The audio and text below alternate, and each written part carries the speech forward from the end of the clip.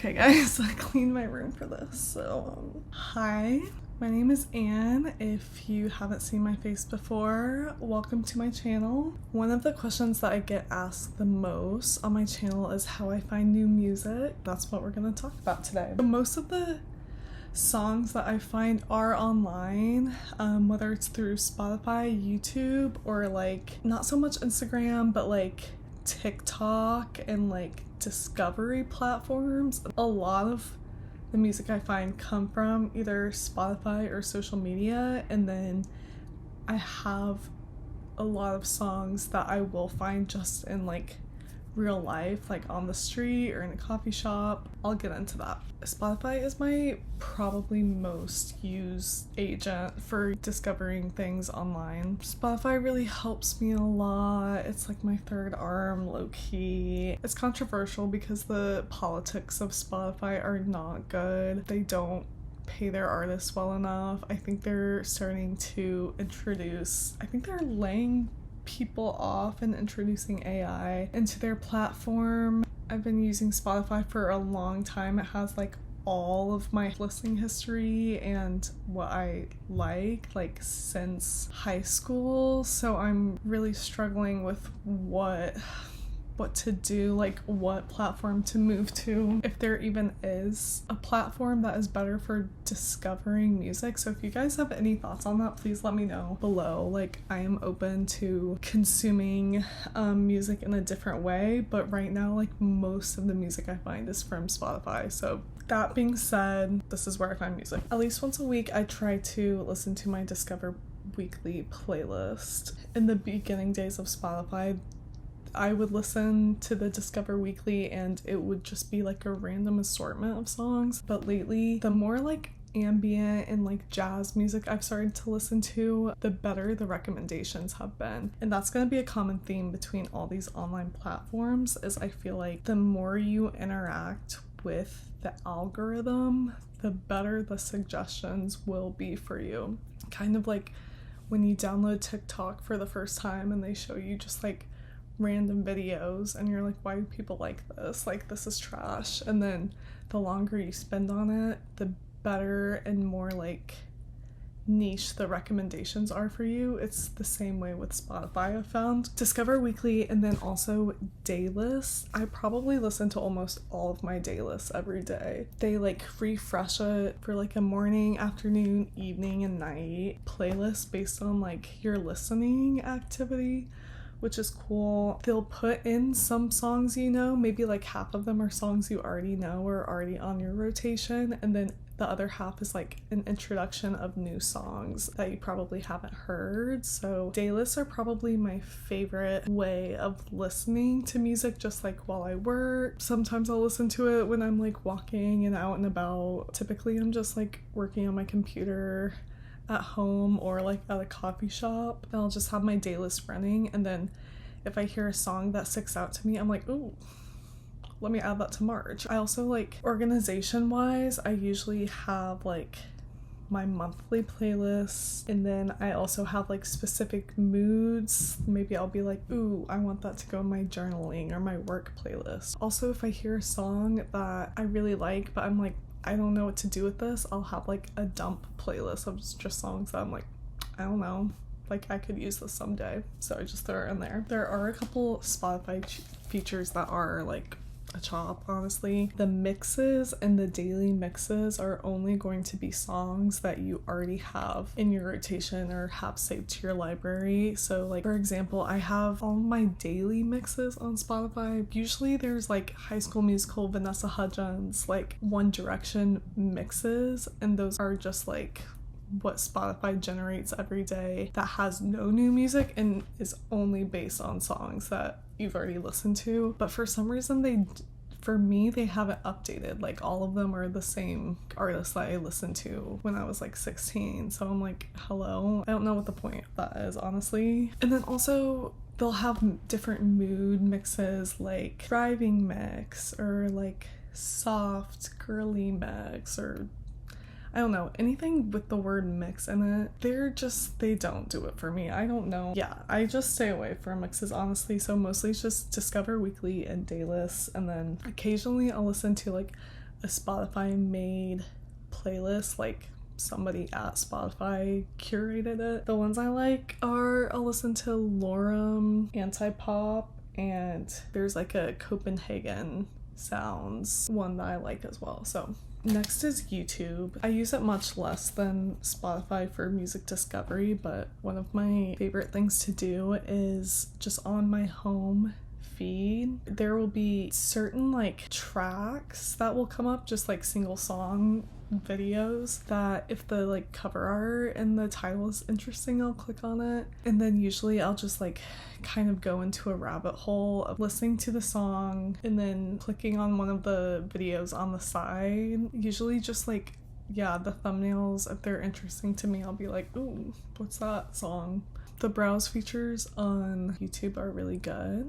And not just the tracks, I'll also like watch music videos on YouTube. I'll just scroll through the browse features or the suggested videos on the side. Some of the songs I've found have just been through watching music videos, just because like I'm an editor and I love like, I'm like, what's the editing style these days? But then I'm like, oh wait, this is a good song, let me add it. I also listen to other playlisters on YouTube. Some of my favorites are Martha Kens, Love You Girl, Club Carter Radio, Emily Vu. I just love seeing and hearing what the other playlisters are doing. TikTok is also kind of controversial in the way that I know that so many artists are like, the main form of marketing their new music in general is on TikTok. I think a lot of artists are just like annoyed and feel stuck and upset with needing to like go viral to progress their music career, and I agree with that. I mean, honestly, I just started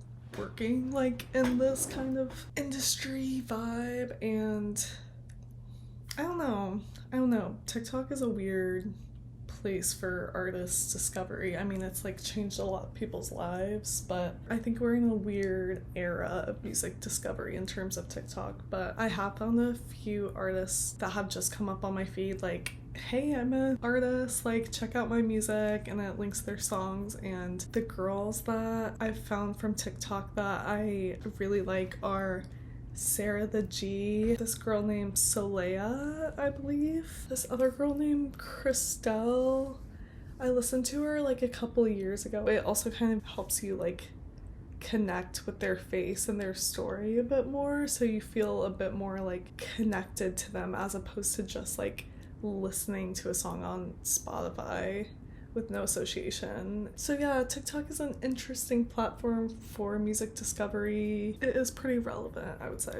The last and probably more important method, I would say, of discovering music is in real life. Since I work from home a lot, I feel like between my internet bubble and like working from home, just like everything being online, it's kind of like recycling the same kind of sounds over and over again. So I really do like finding music out in real life too. The place that I do find a lot of music is going to the coffee shop, and usually the baristas have like fire playlists going on. I feel like Shazam is kind of an obvious thing to be like, ooh, let me Shazam the song real quick. But ever since I like put the little widget on this control screen, it's so easy for me to like just be working in a coffee shop and I'm just like, and I leave my phone out and I'm like really slyly like Shazamming what song it is. Baristas usually have some fire playlists. CD in like record stores, I just bought this new CD player, so I've started looking at more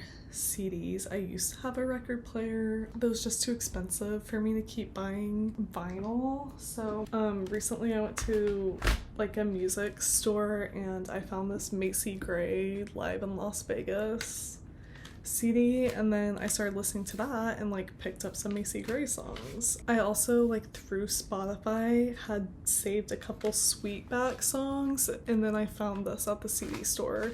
It was $3 and I was like, okay, let me check out this other album.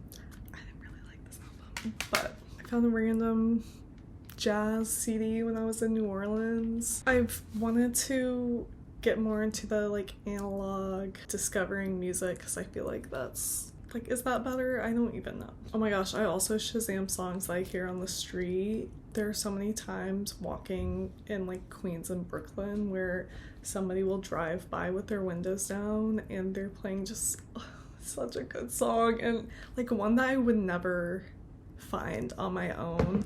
And so I'll like pull up Shazam, I'll hold out my phone, like discreetly of course, which also I love listening to my other friends' playlists. Like if I go over to their house or we're like driving in the car, I want them to play me their music so I can see like what other people are listening to and like also get recommendations from them. Lastly, I used to go to shows a lot more often. Going to shows and seeing live music is like expensive. It's probably the most expensive way to discover new music, but it also is a great way of discovering new music. The only concert that I went to last year that I like bought a ticket for and like went out of my way to see is Blood Orange, which that was probably one of the best shows I've ever seen. The opener for that show was Dan English. Him and his band like absolutely blew me away. I'm not even sure if I just heard it like on Spotify if I would have saved it, but seeing it be performed live like was a whole different experience. So yeah, definitely going out to shows and seeing music performed live, it's a whole different way of like experiencing songs instead of just like listening to them in your headphones or like in the car. I mean, that's the other thing, it's like all these songs do translate differently whether you're listening to music like in your headphones or like on a speaker in your room or in the car or like at the club or at the bar. That's also something that I think has affected my taste a lot, is like I used to listen to a lot more pop and indie music that I would play like while driving or like cooking when I lived in the Midwest, because it was just so easy to like play music as loud as you want because you have so much space. I used to sing to songs a lot more, but now that I live in a city, I play my music quietly and I listen in headphones, and that definitely has like pushed me more to like